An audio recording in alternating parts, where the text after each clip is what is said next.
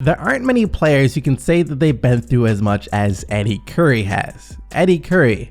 That is most likely a name that a lot of you have either never heard or it's been a while since you've heard. But NBA fans from the early 2010s know the name as a player who once seemingly had infinite potential, and then all of a sudden fizzled out of the NBA. Which was strange, because how many players do you know of that had a career year averaging almost 20 points per game only to immediately fall to the bottom of the totem pole in the NBA? However, even though Curry may not be relevant in the NBA anymore, the story or legacy that he left behind is still one of the more hard to believe stories out of any player that the league has ever seen. So without further ado, here it is.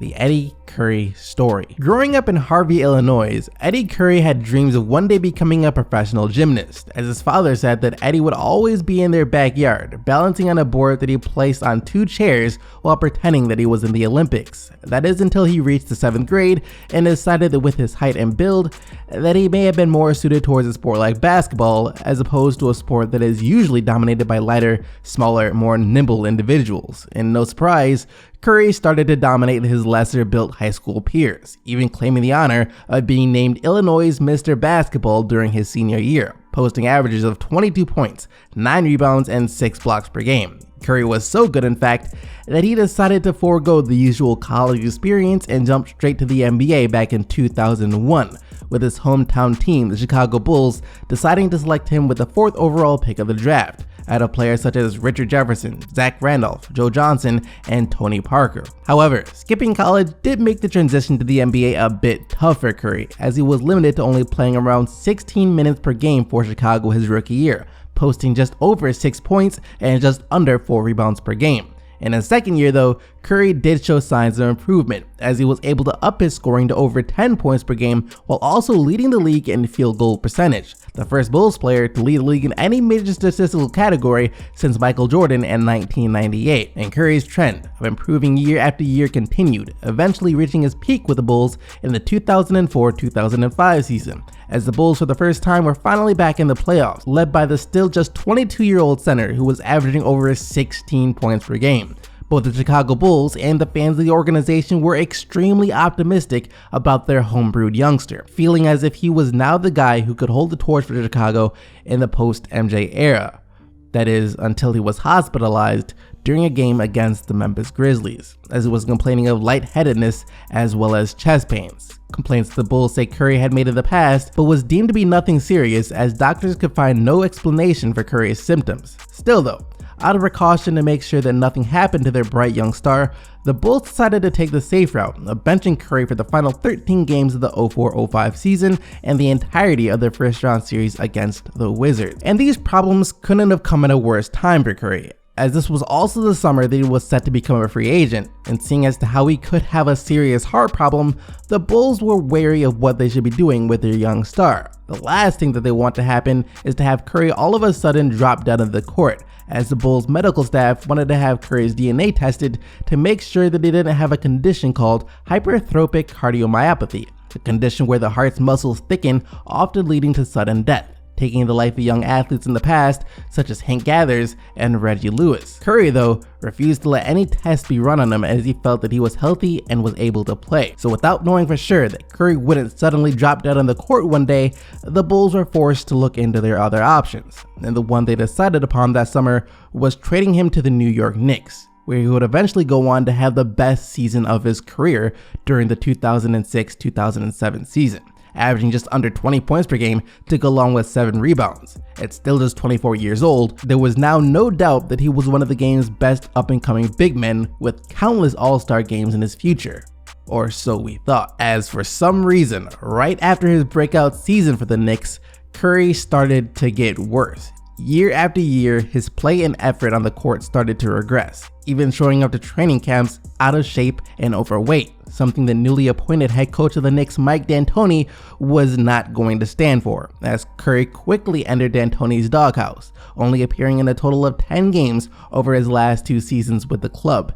And even though he would still go on to land spots with the Miami Heat as well as the Dallas Mavericks a couple of years later, Curry was still out of shape and didn't contribute anything to those clubs at all. The real problems for Curry, however, came off the basketball court. As throughout the course of his playing career and the time after his playing career, Curry has been involved in a string of events that sounds like something straight out of a movie. And these problems began back in 2007, during his breakout year with the Knicks, as Curry and his family were robbed at gunpoint in his Chicago home, the robbers restraining Curry with duct tape before making off with over $10,000 worth of cash and jewelry. And NBA players getting robbed isn't necessarily something new, as it has happened to players before. But for Curry, this was just the tip of the iceberg, as a couple of years later, Dave Kaczynski, who had been working for Curry as a personal driver, filed a lawsuit against Curry, stating that he was owed almost $100,000 in unpaid wages. And if that wasn't bad enough, Kaczynski also claimed that Curry sexually harassed him numerous times, saying that Curry was trying to get him to have sex with him while exposing himself to Kaczynski on more than one occasion, while at the same time pointing a loaded gun at him and ordering him to keep quiet about how he was being treated.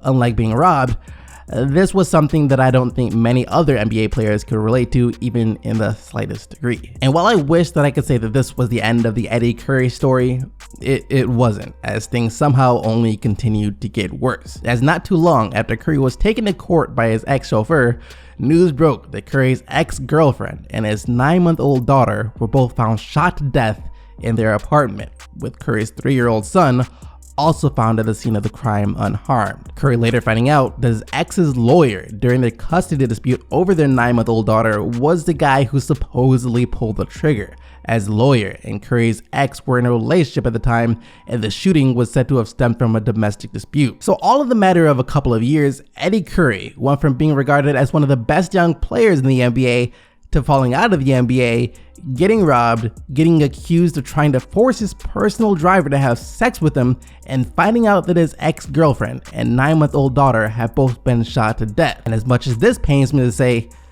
Eddy Curry's tragic tale still doesn't end there, as despite the fact that Curry netted over $57 million over his 9-year playing career, he's now broke as well. Beyond broke actually, as he's over $2 million in debt, even defaulting on a $585,000 loan that he took out back in 2008, a loan which he claims that he should no longer have to pay back because, quote, he has too many other expenses. And those expenses include around $30K a month in household utilities, $17K a month to relatives, $1,000 a month for his cable, and for some reason, he also owes $350,000 to former NBA player Juwan Howard as well. Seriously, what the actual You think that a guy making it to the NBA and earning as much money as Curry did would mean living a life of fame and luxury for the rest of his days, but for Curry, reaching the NBA was merely the beginning to a life that most would describe as an absolute nightmare. And as tragic as this story is, it just goes to show that maybe players should stick to college and schooling a bit longer before making the jump to the NBA. It's been rumored that the NBA is considering letting players jump straight to the NBA out of high school again in the next couple of years. But is throwing millions of dollars at kids who aren't even old enough to drink yet really a good idea? I mean, Eddy Curry later revealed himself that out of everything that has happened to him, the biggest regret was that he didn't go to college.